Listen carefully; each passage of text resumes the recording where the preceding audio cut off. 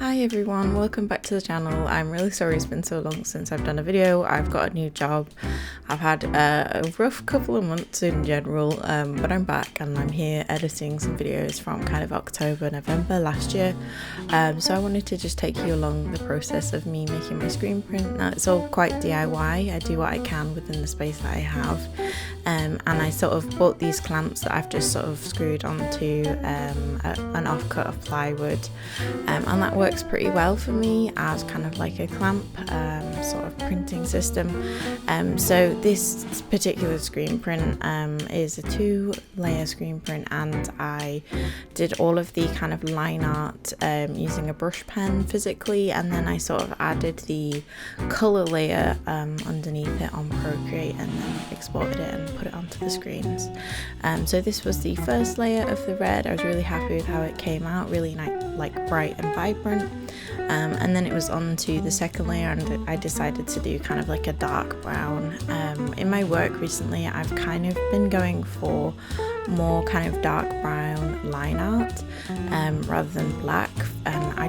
I don't know why, it just seems to be working better for me. I kind of prefer it to just like pure black or like a lighter brown, for example, but I'm kind of like testing things and seeing how it goes. But I was really happy with how this print came out. I do like my DIY setup, even though it is very, very sort of like clunky. I've not got a huge amount of space, but yeah, here's all the prints. Some of them are kind of like not as lined up as I'd like them to be, but that's kind of like part of the charm of the process, I guess. These are up on my website at the moment. Now my sewing machine bobbin winder wasn't working, and we needed to improvise with a screwdriver before I could get working on altering my partner's clothes.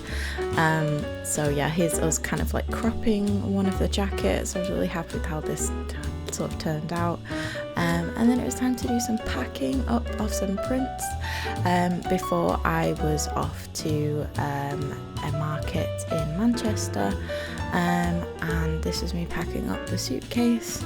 I'm not typically a fan of travelling via train, but at this point I hadn't got my car, so I did have to pack my big suitcase full of stuff ready to transport down to Manchester for this event. And it's definitely there's an element of like Tetris and making sure nothing kind of gets like squished in transit. So here's me at the actual event, unpacking and setting up my table. It was in kind of like a sports hall, and I was really happy with how my setup was looking.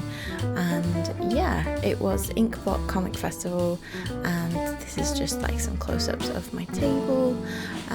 The event was okay. It definitely wasn't one of my best ones in general, but I don't think I'll be doing that one again just because of like the travel time and stuff. But I still had a fun time meeting folks and talking about printmaking. Now this was me back in my studio a few days later making my lino prints. Now this is a 2-colour sort of jigsaw print that I made quite a while ago, but I haven't printed it for a long time, and it's definitely a bit of a faff in terms of like lining up the like legs of the lobster and kind of like the, I want to call them antennae, I don't think they're called that. I had to kind of like get in there with a craft knife to like line it up properly, but I was really happy with kind of how these were looking and the kind of like dark turquoisey sort of colour that I got here. So this is definitely an edition that I'm going to be printing again. I think I've only got one print left now on my shop, so after that sells, I'm definitely going to be doing another edition of these. I might try some different background colours, but I do really like the kind of like vibrant red orange that I went for the lobsters, and I definitely want to do more kind of sea life related prints because it is definitely something that interests me. This was quite a busy time for me. I had like quite a few different markets and stuff that I was preparing for, so I did need to make quite a lot of prints and stuff.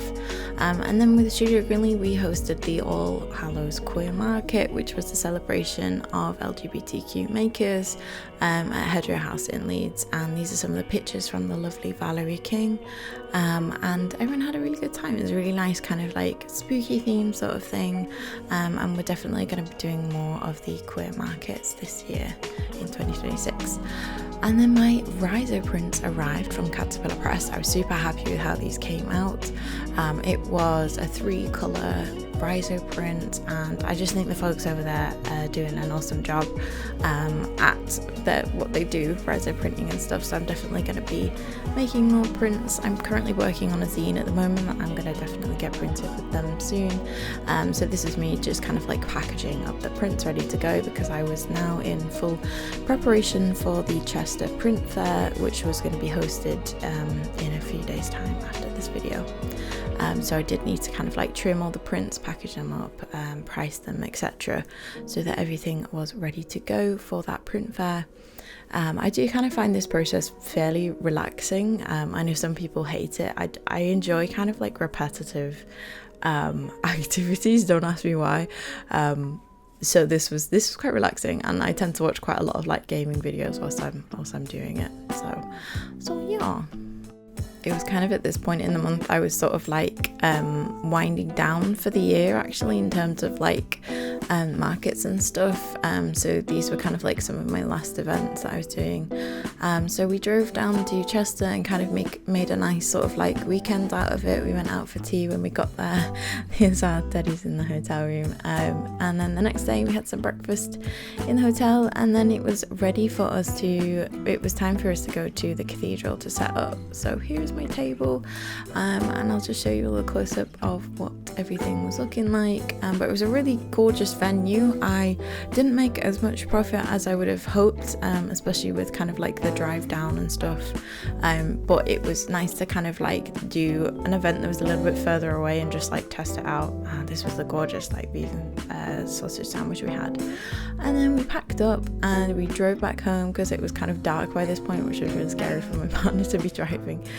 And then I got back, and a few days later, of course, after I'd kind of like rested and got myself back into the swing of things, I needed to prepare one of my banners from uni that I made. It's called the Wood Wide Web, which was made from lino print onto scrap fabric.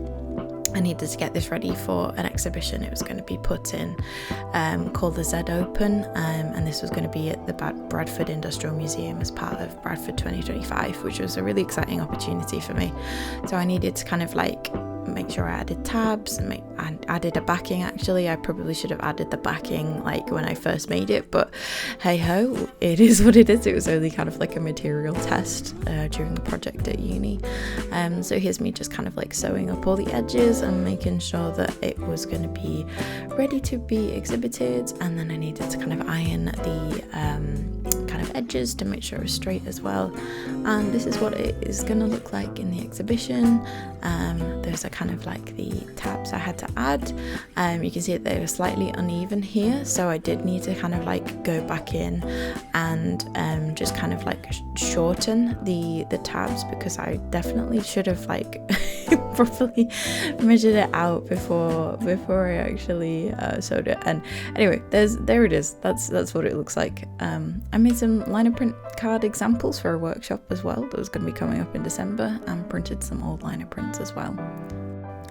And then I took a trip to the Peace Museum at Salts Mill to visit their new opening of an exhibition called Pins for Peace, which was made by Summat, which are an awesome collective in Bradford, and they've made these sort of badges that were like really large scale by loads of like illustrators and artists that I absolutely love, so I had to go along to the opening. It was a really, really awesome exhibition. I enjoyed it. I loved all of the Riso stuff and all the badges, of course. I think they did an awesome job, and I also made this badge myself, and here's all of the kind of like stickers and things that they had available for you, and the badges. It was a really awesome exhibition. Thanks so much for watching. Please feel free to subscribe to support my content and check out my shop.